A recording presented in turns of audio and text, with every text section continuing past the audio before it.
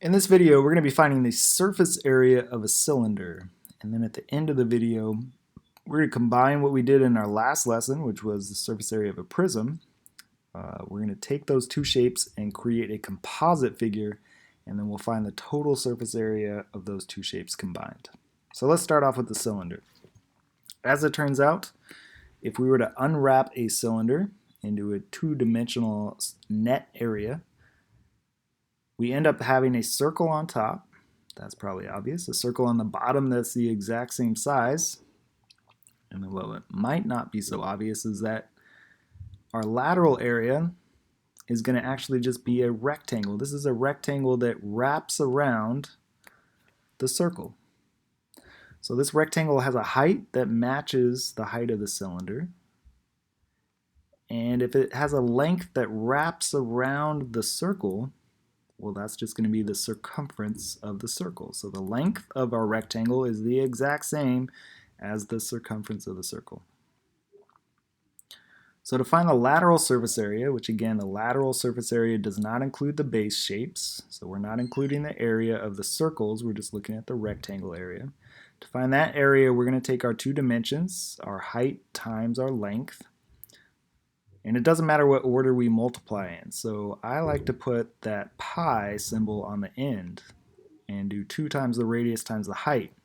That way I can leave these numbers in front of pi and keep it in terms of pi and work with it if I need to keep going and add that to anything else. So I'll keep it in terms of pi, and then lastly we'll actually use the pi button on our calculator and we'll approximate it in decimal form. To find the total surface area, we're just going to include our circle areas. So we'll find the area of one circle, which we know is just the radius squared times pi, and then we'll double it. So we're doubling r squared times pi. We're adding in our lateral area. So this is actually the entire formula to find the total surface area of a cylinder. As you advance in math, you might take it one more step further, noticing that these two terms have some like or common terms that you can factor out. For our purposes in this video, we're just going to use this initial formula. So again, we're going to find the area of a circle, we're going to double it, and then we'll find the area of that rectangle. Pretty easy. Let's do some generic cylinders first of all, and then we'll get into some applications that we can think about around our homes. Let's find the lateral and total surface area of the following cylinders. Start off by finding the lateral surface area. That's just going to be the area of the rectangle that wraps around our cylinder. So we're going to take the circumference of the cylinder times the height. Circumference being double the radius. So 2 times 4 is 8 times the height. 8 times 10 is 80 times pi. There's our lateral area in terms of pi. It's the most accurate way to represent the area without approximating it using a decimal. Let's hold off on that. We're going to combine that with our circle areas to find our total surface area. So let's find the area of the circles next. Area of a circle is the radius squared times pi. So given the radius of 4, let's square it. 4 times 4 is 16. 16 pi would be the area of one circle. Let's double it because we have 2 of them. So if I double 16 pi, I get 32 pi.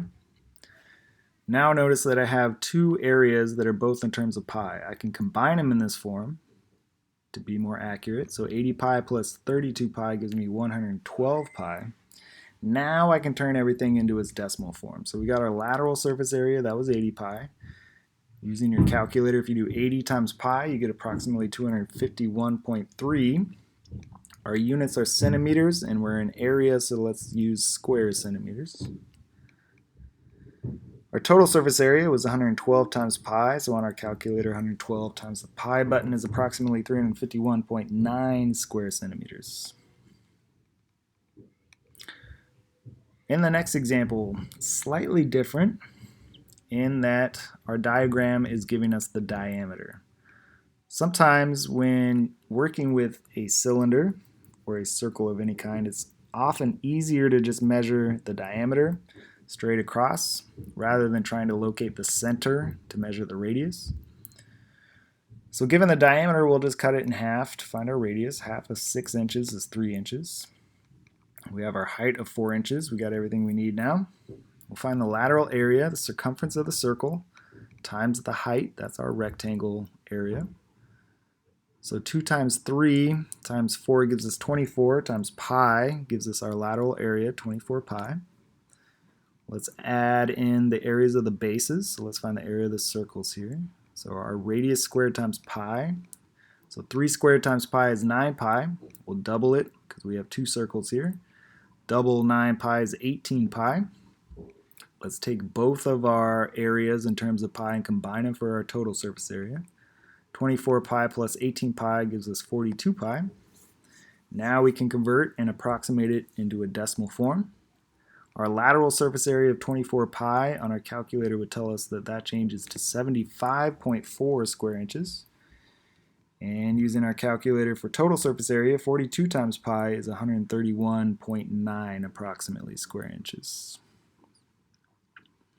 Alright, so if we can work with generic cylinders, then we can apply that to cylinders that we see in real life. So if you look in your cupboards, you might notice a lot of cylinders for vegetables or soup. And maybe you look at cylindrical cans, like soda cans. Notice that with the cans of soda, they're not quite perfect cylinders. Notice that it kind of goes in a little bit at the top and a little bit at the bottom. So this isn't a perfect cylinder, but we can still play around with it and approximate some surface areas. If you have a tape measure or a ruler and any of these objects at home, well then you can go ahead and try and measure them, see what you come up with in real life. When I was approximating a soda can, I thought that the height was about 4 3/4 of an inch, so 4.75. And I thought that the width at its widest point was about 2.5 inches. And then I went ahead and I Googled this, and it turns out that there's not really a standard size can around the world, that it's actually kind of different depending on where you're at. But in the United States, a standard 12-ounce can has a height of 4.83 inches and a width that's approximately 2.6 inches. So my measurements were pretty close, just approximating.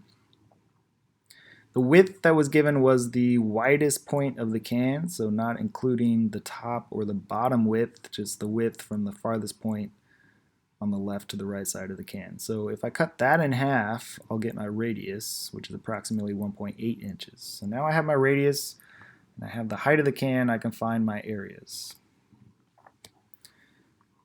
Imagining the application of lateral area would be something that wraps around the can. So that would include the label of the can.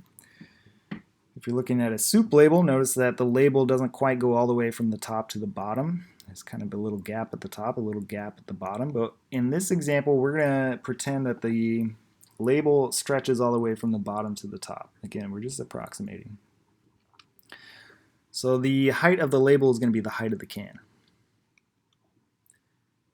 The radius, we're just going to approximate again, just being the radius of the widest point. So 1.8 times 2. That's just using our formula for lateral area, and we get approximately 17.4 square inches. So if we wanted to make a label for a can of this size, we would need approximately that much paper.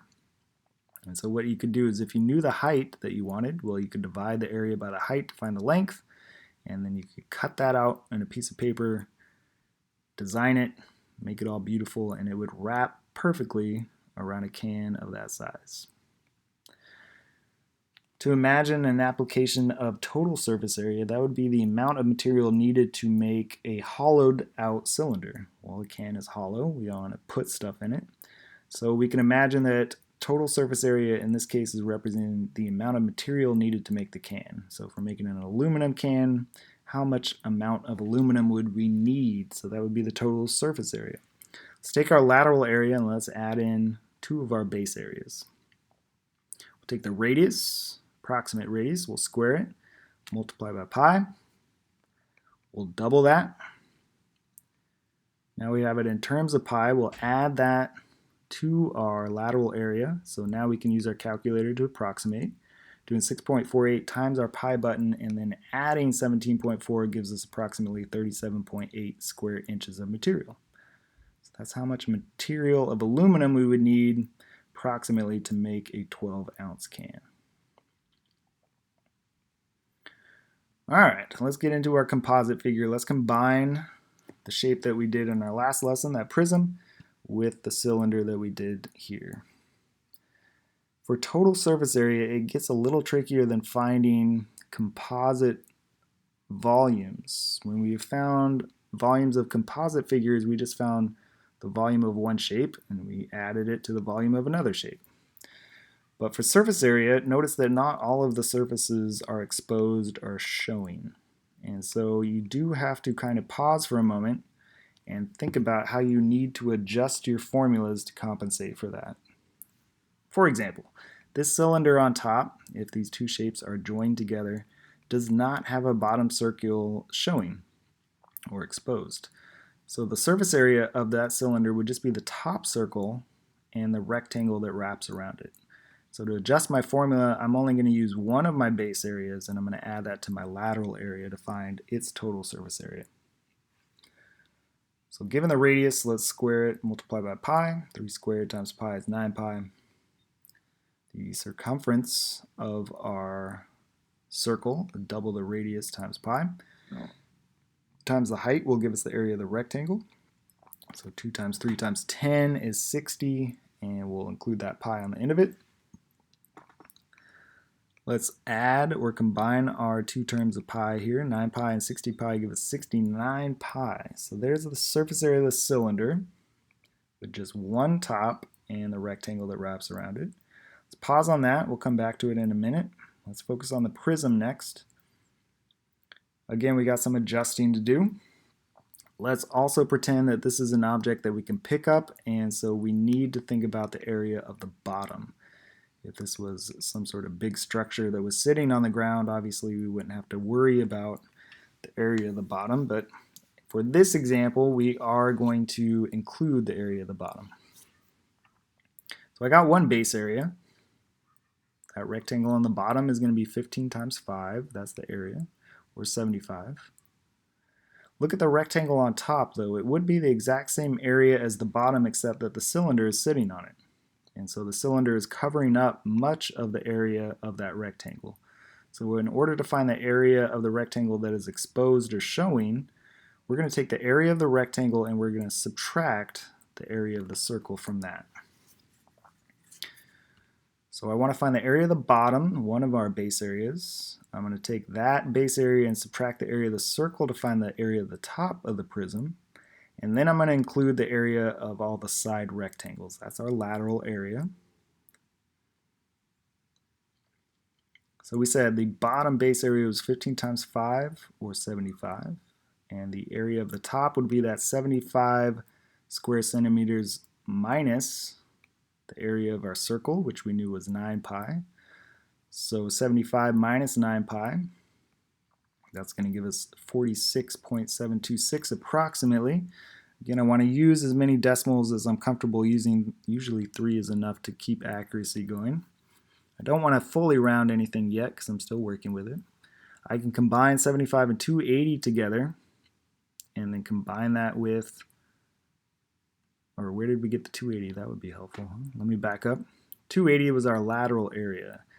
In our last lesson, we learned that we can take a shortcut when finding the lateral area of a rectangular prism by just finding the perimeter of the base and multiplying that by the height of the prism. So the perimeter of the base would be 15 plus 15 plus 5 plus 5. And another shortcut for doing that is just taking the sum of our two lengths here, 15 and 5, and doubling that. So 15 plus 5 is 20 times 2 is 40. Multiply that by the height of the prism times 7. That gives us the area of all 4 rectangles. Now you can use that shortcut, or you can find the area of each of those rectangles individually and add it together. Either way, you're going to end up with 280. So now I can take 280 and 75, combine that, get 355, combine that with that last area of the top of the box, and get the total surface area of the prism to be about 401.726 square centimeters. Now, the total surface area would take the surface area of the cylinder, 69 pi, and the area of the prism, 401.726. Now using our calculator to approximate the decimal form, 69 times our pi button plus 401.726 gives us a grand total of 618.5 square centimeters. So if I was to think about how much material I would need to cover this composite figure, that would be the amount in square centimeters. So if I thought about having to wrap this, if this is a gift I want to give to a friend, that would be the least amount of wrapping paper I would need. Or if this was something that I wanted to paint and I wanted to cover all the surfaces with paint, well then I would need at least that much paint to do it. Alright, so good luck practicing area of a cylinder, and then go ahead and also practice maybe combining prisms and cylinders together and finding their total surface area, remembering that not all surfaces are exposed and we got to change our formulas slightly to compensate for that. Let me know if you have any questions based on this lesson.